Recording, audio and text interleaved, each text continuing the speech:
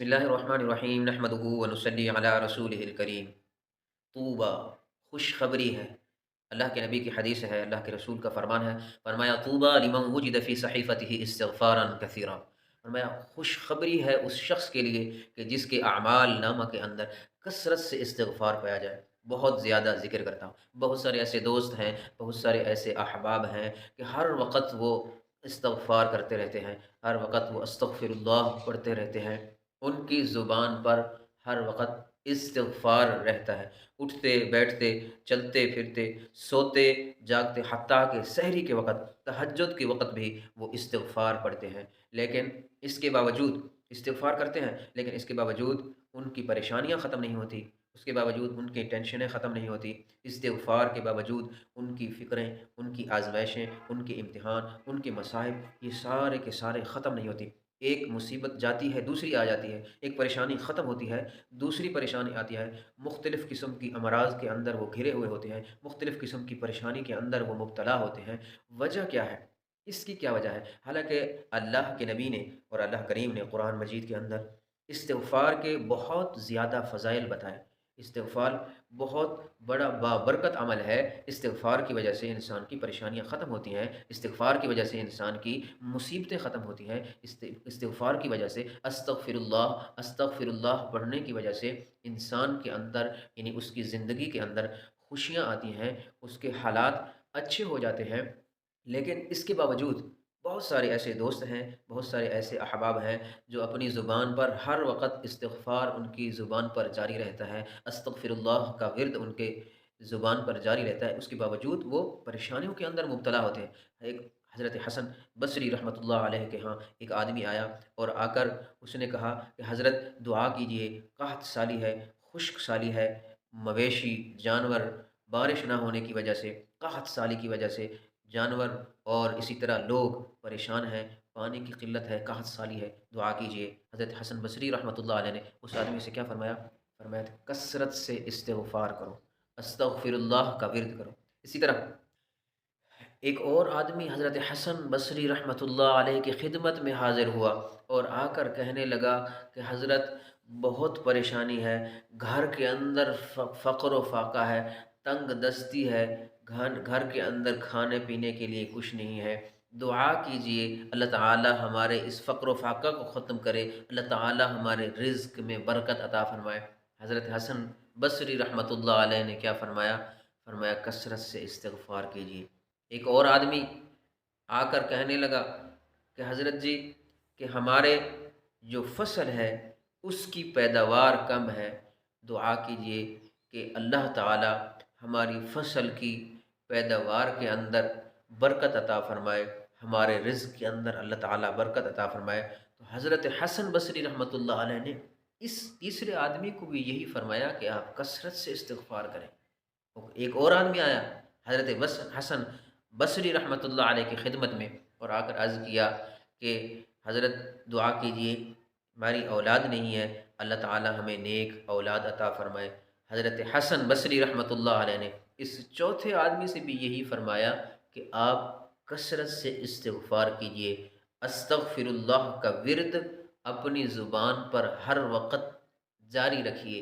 ایک آدمی وہاں بیٹھا ہوا تھا، اس نے کہا کہ حضرت میں دیکھ رہا ہوں کہ 4 آدمی آپ کے پاس آئے، ایک آدمی نے آ کر یہ شکایت کی کہ قحط سالی ہے، خشک سالی ہے، مال مویشی جانور انسان سب قحط سالی کی وجہ سے پریشان ہیں۔ اور اسی طرح دوسرا آدمی آیا اور اس نے آ کر عرض کیا کہ ہماری جو فصل ہے اس کی پیداوار کم ہے، دعا کیجیے اللہ تعالیٰ برکت عطا فرمائے۔ ایک اور آدمی آیا، اس نے شکایت کی کہ ہماری اولاد نہیں ہے، دعا کیجیے۔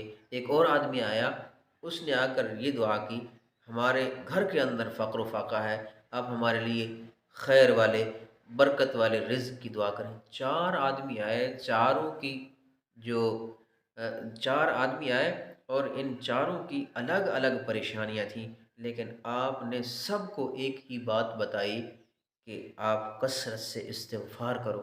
حضرت اس کی کیا وجہ ہے؟ تو حضرت حسن بصری رحمۃ اللہ علیہ انہوں نے کیا فرمایا؟ فرمایا آپ قرآن مجید نہیں پڑھتے ہو؟ اللہ پاک نے قرآن مجید میں کیا فرمایا؟ استغفروا ربکم انہ کان غفارا یرسل السماء علیکم مدرارا ویمددکم باموال وبنین ویجعل لکم جنات ویجعل لکم انہارا۔ اللہ کریم نے کیا فرمایا؟ استغفروا ربکم انہ کان غفار، تم اللہ تعالیٰ سے استغفار کرو، مغفرت طلب کرو، انہ کان غفارا، اللہ تعالیٰ بخشنے والا ہے۔ اور آگے فرمایا یرسل السماء علیکم مدرارا ویمددکم باموال وبنین ویجعل لکم، اللہ تعالیٰ وہ ذات ہے کہ جو تو تمہارے اوپر بارش برسانے والی ہے۔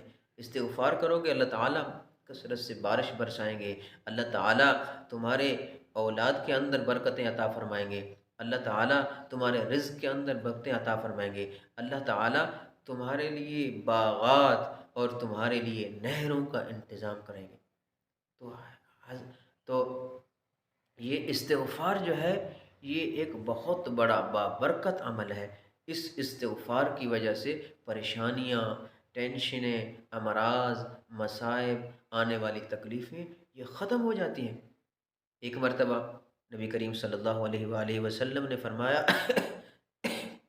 جو شخص استغفار کرتا ہے، کثرت سے استغفار کرتا ہے، فرمایا اللہ تعالیٰ اس کی پریشانی کو ختم فرما دیتے ہیں۔ اور جو شخص کثرت سے استغفار کرتا ہے، اللہ تعالیٰ اس کو ایسی جگہ سے رزق عطا فرماتے ہیں کہ جہاں اس کا وہم و گمان نہیں ہوتا، ایسی جگہ سے اللہ تعالیٰ اس کو رزق عطا فرماتے ہیں۔ تو استغفار یہ ایک بہت بابرکت عمل ہے، استغفار ایک بہت بڑا فضیلت والا عمل ہے، لیکن بہت سارے لوگ ایسے ہیں جو استغفار کرتے ہیں، استغفار ان کی زبان پر جاری ہوتا ہے، استغفر اللہ کی صدائیں ان کے دل و دماغ کے اندر ہوتی ہیں، زبان ان کی تر و تازہ ہوتی ہے استغفر اللہ کے اذکار سے، لیکن اس کے باوجود ان کی پریشانیاں ختم نہیں ہوتی۔ اب وجہ کیا ہے کہ استغفار بھی کرتے ہیں، ہم سے کہاں غلطی ہو جاتی ہے، ہماری یہ پریشانیاں، ہماری یہ ٹینشنیں، ہماری یہ مصیبتیں ختم نہیں ہوتی۔ تو علماء کرام نے کیا فرمایا؟ فرمایا سب سے پہلی اس کی وجہ یہ ہے کہ ہم استغفار بھی کرتے ہیں، استغفر اللہ پڑھتے رہتے ہیں، لیکن اس کے باوجود ہم گناہ نہیں چھوڑتے۔ استغفار بھی کر رہے ہیں اور ساتھ ساتھ اللہ ہم سب کو معاف فرمائے، اللہ ہم سب کی حفاظت فرمائے کہ ہماری نگاہ کی حفاظت بھی نہیں ہوتی۔ استغفر اللہ بھی پڑھ رہے ہیں اور کیا ہے، ہماری جو نگاہیں ہیں ان کی حفاظت نہیں ہو رہی۔ استغفار پڑھ رہے ہیں، ہم اپنی زبان کو جھوٹ سے نہیں روک رہے۔ استغفار پڑھ رہے ہیں، ہمارا دل و دماغ اللہ کی گناہوں سے پاک نہیں ہے۔ تو ہم سب سے پہلے کیا کریں؟ استغفار پڑھنے کے ساتھ ساتھ ان گناہوں کو چھوڑ دیں، حرام کاموں کو چھوڑ دیں، اللہ کی ناراضگی والے اعمال کو چھوڑ دیں، جنت والے اعمال کرنے کی کوشش کریں۔ تو سب سے پہلی وجہ یہ ہے کہ استغفار پڑھنے کی وجہ سے انسان پر مصیبتیں اور یہ پریشانیاں ختم ہوتی ہیں، لیکن ہماری یہ مصیبتیں اور یہ پریشانیاں، یہ ٹینشنیں ختم کیوں نہیں ہوتی؟ وجہ یہ ہے کہ ہم استغفار کرتے ہیں، ساتھ ساتھ گناہ بھی کرتے ہیں۔ تو استغفار کریں اور گناہ کو چھوڑ دیں، ایک بات۔ اور دوسری جو وجہ ہے علماء کرام نے فرمایا وہ یہ ہے کہ ہم استغفار پڑھنا شروع کرتے ہیں، ایک دن، 2 دن، 3 دن، 4 دن پڑھتے ہیں اور ہم یہ سمجھتے ہیں کہ اب ہماری پریشانیاں، ہماری مصیبتیں، ہماری ٹینشنیں ختم ہو جائیں گی۔ اتنا جلدی بس ہم کرتے ہیں کہ ہم نے اب استغفار کیا ہے، اب ہماری یہ سارے مسائل حل ہونے جائیں، ایسا نہیں ہوتا۔ بلکہ جو بھی ہم نیک عمل کریں ہم اس پر دوام اختیار کریں، ہمیشگی اس پر اختیار کریں۔ حضرت عائشہ رضی اللہ تعالی عنہ فرماتی ہیں کہ حضور صلی اللہ علیہ وآلہ وسلم کو عمل تھوڑا سا ہو لیکن اس پر دوام ہو، ہمیشگی ہو، یہ والا عمل اللہ کے نبی کو بہت زیادہ محبوب تھا۔